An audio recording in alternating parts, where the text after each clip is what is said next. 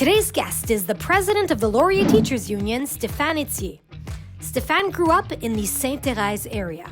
He has a Bachelor of Education from the Université du Québec en Outaouais. A teacher for 16 years at both the elementary and high school levels. Stephan is also an avid downhill skier, and you can often find him riding on his Harley. In fact, he has a really cool road trip coming up in the Ozark Mountains.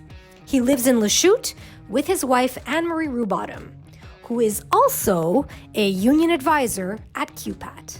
Welcome, Stephan. Okay, Stephan, so please tell me about LTU, the Laurier Teachers Union, and the area that LTU covers. Yeah, sure. So LTU, we cover three major areas. So we cover Laval, Laurentide, and La Naudière region. Basically, our territory is about the size of Belgium, so it's a pretty vast territory. Oh, yeah. Yeah. Indeed. Pretty big. And in there you have how many high schools, how many elementary schools in the whole territory? So presently we have 27 elementary schools. Okay. Soon to be 28 with the opening of a new school in Saint-Laurentide, which will be called Heritage Elementary. Okay. Yeah. So is that opening next year, in the new school year? It's opening actually in September 2024. Okay, how exciting. Yeah. We also have 10 high schools. 10 high schools, okay. In all three regions. We have 2 centers for adult education and 1 vocational training center. Okay. So we have 2 centers for adult. One is in Laval, in Piedmont, and one is in Lachute. And the vocational training center is in Pont-Vieux, Laval. In Pont-Vieux, okay. And so now you and your office staff, how does that work at LTU? How does it divide it up? How many people do you have working with you? Yeah, so we are 4 in total in the office. There's Loretta Giffuni, who is our administrative assistant. We have Melanie Massarelli. She's the director of membership welfare. And we have Brian Benoit, who's the director of pedagogical affairs. And then there's myself as president. President. And so when a member wants to reach out to you, do they typically reach out to one individual, or do they write to all 3 of you? How do they normally correspond with you when they have a question? Well, it depends on how they reached out. If, for example, they call the office, well, Loretta will direct them to the appropriate person responsible for the dossier. And if not, well, on our website, it's indicated which dossiers we're responsible for. Okay. So, they can email any of us, in fact, and then within the office, if there's a question that's really it wasn't sent to the right person, then we'll transfer it to the appropriate director. Okay. But we all have all our dossiers are intertwined, right. But we all have our specific dossiers that we're working on. Okay, wonderful. And so now you're the president of LTU. Tell us a little bit about how you came into this role. Yeah, so it's been a pretty interesting journey. So just basically to give a summary of my career, I began as an elementary school teacher at first. I taught in Laval at Twin Oaks Elementary, and then I moved on to Souvenir Elementary. I taught there for I believe it was 9 years at Souvenir. Okay. And I taught pretty much when I was at the elementary level. I taught from kindergarten to grade 6 and pretty much all subjects. And then I moved on to teach at the high school through a voluntary transfer. I applied for a transfer, and I moved on to teach FSL from Sec 1 to Sec 3 at Laurentian Regional High School in Lachute. But to get back to your original question, I'd say that everything started when one of my former colleagues, he's an esteemed friend, he was a mentor for me too, Don Barrett, he approached me to become union delegate at the time. And when I was a teacher at Souvenir Elementary in Chambly-Laval. And I just want to mention that Don was, for me, he was a mentor. He really was a mentor, and he was a member of the LTU board of directors at the time. So, and it's important because this also had an impact on how I moved on. But he approached me, and I guess he saw qualities in me of a true unionist that I had no idea I had. And he tried to, convince me to become a delegate. But at first, I was pretty hesitant to take on the role because I wasn't tenured. I was just a teacher on contract, and I didn't know if it was a good thing or not. But after multiple discussions with him, he convinced me, and it's basically what became the beginning of my career in unionism, and it's what brought me to where I am today. So I just want to say that today's a big shout out to my friend Don. But apart from being the school delegate at the time, I also got involved in various committees such as teacher council, governing board, school level special needs. And then following that, after being a delegate for a few years, again, my friend Don retired, and his position on board of directors became available. And so I ran. I gave him my name, and I was acclaimed to the position. So I started my on the LTU board of directors at the time. So then I think I was on the board for approximately 5 years, but as I mentioned before, I moved to Lachute. I asked for a transfer. So by moving to Lachute, obviously I gave up my position on board of directors at the time, because we work by sectors here. So each board of director member is responsible for a sector. So that's it. So I moved on to Lachute to teach FSL. So at the school, when I got there, I was approached to be delegate because there was no delegate. So they asked me to be delegate, and obviously I gladly accepted, having been involved in the past. So I was a delegate for about 2 years. And again, another teacher that was at the school who was on the board of directors for LTU, he retired as well. So that position became available. So I ran again to be on the LTU BOD. I was acclaimed once again. So that was about, I'm not too sure anymore. I think it was like 2012. So I occupied that seat for approximately 4 years. And from 2003 to 2016, that's where I really developed my union experience, by sitting on many committees such as LRC, so labor relations. I sat on local negotiations, the mobilizations committee, which was better known as the RAMS. I actually participated in that committee with Sébastien Joly, the QPAT executive director. He was the LTU president at the time. So I got involved in that. I was on the LTU nominations committee as well. So I tried to get my experience out there and learn a lot through participating in those various committees. And then in 2016, the position of Director of Membership Welfare at LTU became open. So I ran for the position, and there was an election. There was a few of us that ran for the position. And following the election process, well, the membership voted for me as their representative. So that's where I really started working in the office at LTU. I have to say that this is a position that I truly enjoyed, and I held it for 6 years up until 2022. And as Director of Membership Welfare, I was involved in many committees such as LRC, Health and Safety, Parity for Special Needs. I was involved on the QPAT BOD, QPAT membership plans, QPAT Health and Safety. So I developed my experience through different committees. I learned a lot through these committees as well, and in contact with, made a lot of contact with other union directors across the province. So gained some experience there. And then again, another turnaround. Stephanie McClellan in 2022 moved on to go work at QPAT. So her position became available as president. So that's when I ran for the position, and I was acclaimed. So in 2022, I began as a LTU president.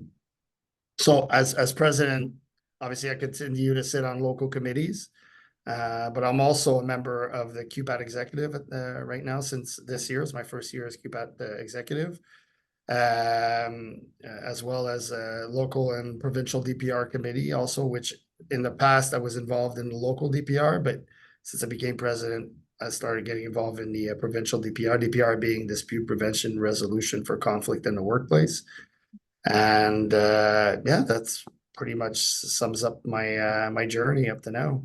I love it. So it's almost like everything kind of fell into place, but yet at the same time, this was years in the making. Like there's so much being involved, and one thing that stood out was the whole mentoring thing. And I think that is so huge.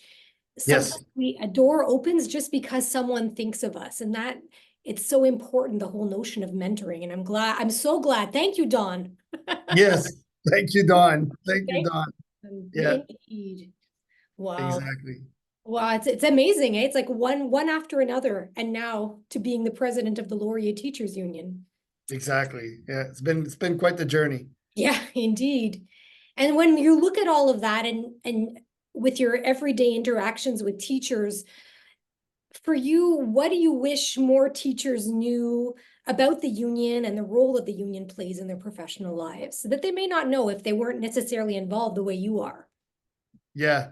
Well, actually, I find it's a really good question, and there's a lot I believe that teachers should know that sometimes some of them do and some of them don't. But I think teachers should have a solid understanding of their union and its role that it plays in their professional lives for several reasons. I wish more teachers knew all the things that their union can do for them and how Yes. it's important in their professional lives and in their professional career. So I'll give an example: collective bargaining. So um, unions negotiate contracts on the behalf of teachers, right? So on behalf of teachers, they're out there and they're negotiating contracts, both local and provincial level.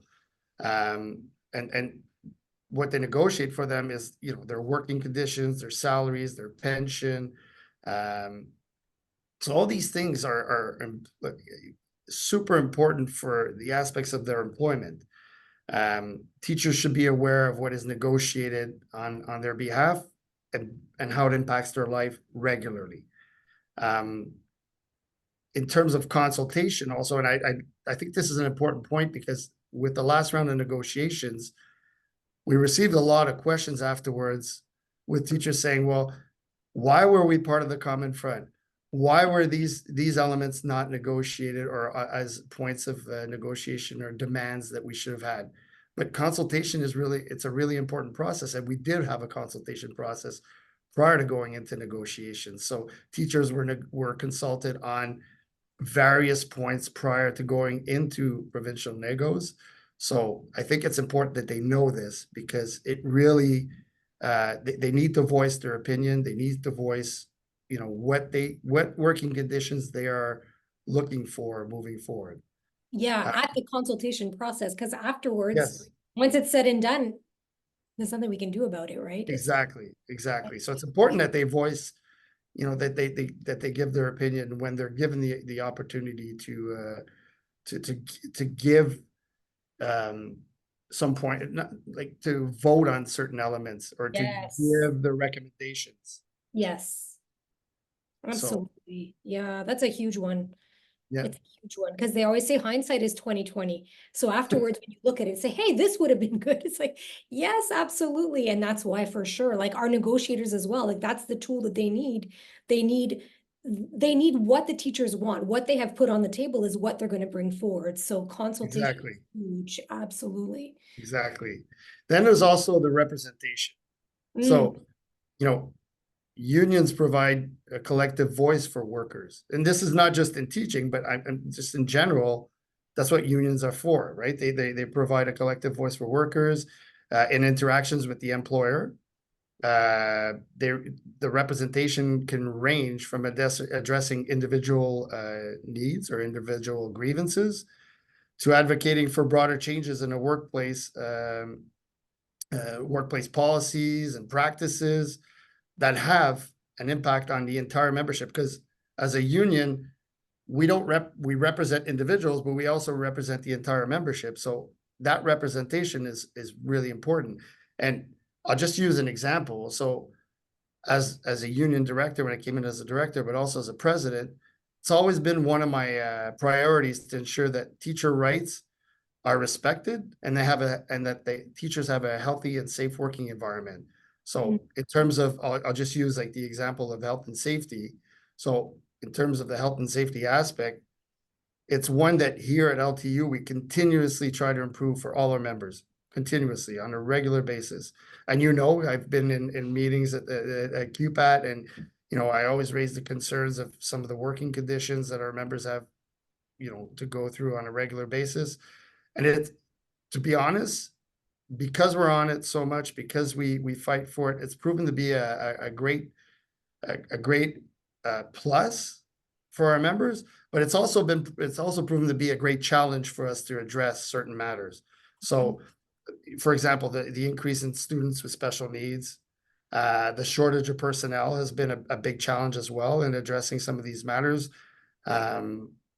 So in the past 2 years, we've made several complaints to CNES in terms of representing our members. So we've made several complaints to CNES about unsafe working environments attached to violent incidents in schools. Well, I have to say that in terms of making those complaints, in terms of working with the employer, we were able to improve in some schools. We were able to improve the situation or the working environment for our members. So in terms of representation, it's something that I wish more members knew about, that we're there to represent them, that we're there for them. And if they make us aware, well, we will fight on our behalf. So it's important for them to contact us. It's important for them to reach out to us and let us know. Yeah, to speak up for their own safety. And also, even if nothing happens to them, if they see something, it could stop one of their colleagues from getting hurt. So speaking up. Exactly. And if for you to act, you can't do anything unless you know about it. So it's huge. It's so important to think like, oh, I don't want to make a big deal out of this. Well, it's not just for you, it's for everybody else in the building, Yes. And then there's the other aspect, which is the legal protection. So, unions provide legal protection and support to all teachers in case of disputes with the employer. So, understanding what the mechanism is for accessing this support is important. It's in some cases it can be crucial for teachers when they face challenges in the workplace. So the role of the union is to intervene on behalf of the members with the employer and to try and resolve the differences or the workplace issues. And in the end, if we're unable to come to some type of an agreement or work it out, then we have the option of filing agreements. But that's what we're there for, right? We're there to represent them and help them work through these difficult times. So it's not all on them to fight these battles. Exactly. Exactly. Yes. Exactly. Yeah, those are super important. You're right, and it'd be so amazing for all teachers to know this going in, as opposed to having to think about it when they're in the crisis, because when you're in it, you're in a different mindset, right? Exactly. So to know this is huge. So listen up. Yeah, and then another element that I feel is super important is the professional development. So, unions offer professional development in various forms. So, for example, I think it's across the province too. There's a professional improvement committee, which allows teachers can apply to PIC for training. But above and beyond that, we offer, and I'll speak for LTU, we offer teachers who are entering the profession a new teachers workshop. And we do this in collaboration with the school board. Together. So we have a partnership, yet we do the presentation together. It used to happen in the past. We actually brought it back this year. So my colleague Melanie was the one who instigated this last year and approached me, and I said, why don't we bring this back? So we did. We came to an agreement with the school board, and we each presented our own points, but it was a joint presentation. Yes. It was well received by the teachers. We also offer retirement workshops, but there's QPAT offers retirement workshops, but we also at LTU, we offered a retirement workshop through Collège Marie-Victorin. We've done it in the past. We didn't do it this year, but we will be offering it again next year. So that's something that we offer to our membership. And it's not the same workshop as what QPAT offers. It's more around how to handle retirement and how to, like what comes after working when you get into your retirement, Yes. how to deal with that aspect of it, how to build your life around retirement. And so we offer that. And then we also offer every year we do a delegates conference workshop that it's a full day workshop. We have a portion that starts the evening before and then continues into the next day. So we offer that as well. And then there's other, we do school visits, so we offer information to schools. But yeah, I think it's important that teachers know that this is out there. Yes. And if you do show up, that's the perfect opportunity if there's something going on in their schools to come and speak to you or to Melanie or to Brian and say, hey, this is what's going on, to speak about those concerns. Yeah. And going back to what you were saying for the new teacher workshop that you give together jointly with the school board, I mean, how powerful is that for your members when they see, okay, I'm going to something, my union is telling me something, and my school board is there at the same time. I find that so powerful, and it's probably very reassuring for them to see that. So congratulations, that's amazing. It's Thank really you. Thank you. Yeah. Then there's the advocacy part where Okay. unions advocate for policies that benefit teachers and education as a whole. So teachers should know that the union's advocacy efforts and how they get involved in shaping education policies. For example, teachers should know that they can get involved in committees. Yes. There's various committees they can get involved in. For example, labor relations, EPC, which is the Educational Policies Committee. They can get involved in parity. They can get involved in professional improvement. They can also get involved in the LTU board of directors or any local union board of directors, and as well as on the provincial QPAT standing committees that are out there, which every year come up. So teachers have a possibility to apply for those committees and be part of them. And I think it's important that, if they want to get a better understanding of the profession and how unions operate and what the role is, to get involved in this committee. That's what I did, and that's how I developed my skills as a union representative. It's important to get that knowledge to get a better understanding. For sure, because I think people have a usually good understanding of what's going on in their schools. But when let's say you're on an LTU committee, then you're talking to colleagues from the 3 different regions and you get sometimes a different perspective. Oh, or it also reconfirms sometimes what you are going through. They also have the same reality or they have a different reality.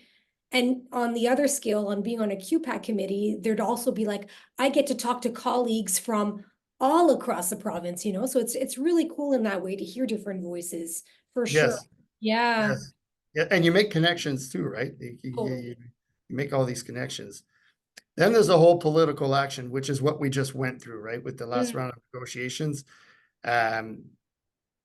Unions may engage in political action to influence legislation, which will affect education and teachers' working condition, but understanding the union's political activities can help teachers stay informed and participate in mobilization actions, for example, is what we did. So when we show solidarity, it sends a clear message to the government that we're united, that we need better salaries, better working conditions, and that we're going to stand united and we're going to fight for what we believe is needed in education. So solidarity, political action is essential in unionism. Yes. The negotiators, they say it all the time. They say sometimes and it's normal, we all get discouraged. We get discouraged here. Teachers get discouraged, but we can't assume that what we're doing, even the small things that we're doing, they do have an impact. And those things absolutely feed our negotiators.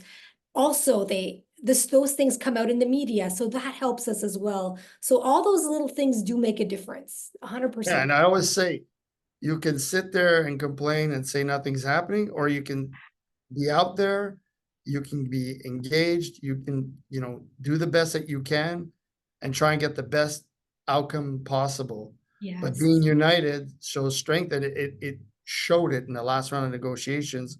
Was it perfect? No. But Did it work? Yes, because we had the public on our side on top of it. Yes. And why do we have the public? Because we were united, because we were out there, because we voiced our concerns, because parents could see that there are issues in education that need to be addressed, and the only one that can help us resolve it is the government. So by being united, by being out there, by voicing our concerns, by showing support, and by getting public support on the same time, is what is the only way that we can move forward and reach our goals, or if we don't reach our complete goal, at least to make some gains. Yes. Right? It's never perfect, but it's, you know, you have to try and make the little gains that you make, well, they're better than what you had before. And every year that's the goal, is to make gains. Yes. Yes, absolutely. Yeah. Then there's also the I wish teachers knew about the benefits of being part of a union, because unions provide benefits to the members, such as legal representation, as I mentioned before, in grievances, and in some unfortunate circumstances, in criminal cases, the unions provide support to the members. There's the employment protection. There's support in cases of work-related injuries, so CNES. There's we offer support in cases of salary insurance and long-term disability. We're there to support them through it and guide them. So I think teachers need to be aware of these benefits that are available to them. There are also other benefits, but I mean, those are just like, I'm just putting some out there, but I think they need to be aware that this is out there. Yes, 100%. And you and I work together, you know, on some CNES cases where if the members were left on their own, it'd be very difficult for them. But because we're there to support them, we guide them, and we analyze the cases, and we see what we can offer them and how far we can go with them. I think it relieves a lot of pressure on the members that are already going through difficult times. So it's essential that they know about this. And for me, those are some of the elements. Now, there's also the communication channels. Often teachers don't know where to go when they're going through difficult times. And I think that teachers should know that it's not like their union representatives are there for them, but it's not just going to their delegate at the school. Members are allowed to call their local unions and to call QPAT if they have questions. It can be done at meetings. It can be done through email. It can be done through a phone call. It can be done by accessing the local union's website or the LTU website, the QPAT website, which has a bunch of resources.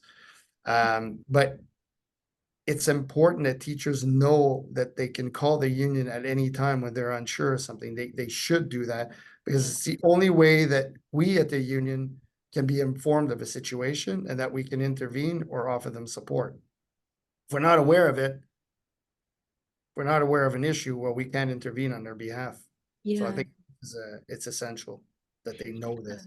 And if a teacher has even a shred of doubt, and even if you end up confirming that, oh no, actually that is the way it goes, just that it's just reassuring. Okay, I wasn't sure, but if you're telling me that, then now I believe you as well. It's even just that, just to get your mind, to ease your mind, when you have a doubt. I think that's huge. Whether it's a big problem or a small one, you're absolutely right. Teachers should take the time to call. It's very important.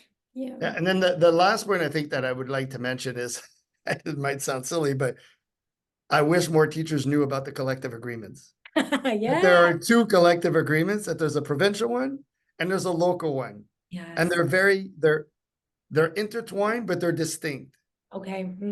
So for example, the provincial agreement is something that deals more with, they're negotiated at the provincial level. So it's negotiated between QPAT and the government. Basically, to sum it up, the provincial collective agreement deals with salary, pension, insurance, parental right, working conditions, regional disparities. So those are the main elements that I would say that are negotiated at the provincial level. And then for the local agreement, well, they're locally negotiated. So it's the local unions that negotiate with the employer the terms and conditions of the local agreement. And basically what you'll find in a local agreement is workloads, assignment and transfer process, special leaves, local committees, ECAs, a few other little elements here. Then there's always elements of the provincial agreement that will say, well, these items are negotiated at the local level, which then we negotiate on behalf of teachers. But I think it's important that teachers know that there are two agreements and that they're available. They're available on our websites. Teachers can access them. And if they're not sure, they can call us and we can guide them through them. But it's important that they know that there are specific elements in those agreements that are there to protect their working conditions, that protect them also, and offer benefits to them. So I think it's important that they know this. Oh, so true. So true. So I think that overall, I would say that understanding the role of the union in their professional lives only empowers teachers to actively participate in shaping their working conditions, advocating for their rights, and basically contributing to improving their the education as a whole. Amazing. Well, Stephan, keep up the amazing work. And I look forward to seeing, I mean, look at how far your journey has taken you. I look forward to seeing where you keep going. Sky's the limit. We'll see. We'll see what the future brings next. Oh, it's amazing. Thank you, Stephan. Thank you very much, and have a good rest of the year, everyone. Thank you.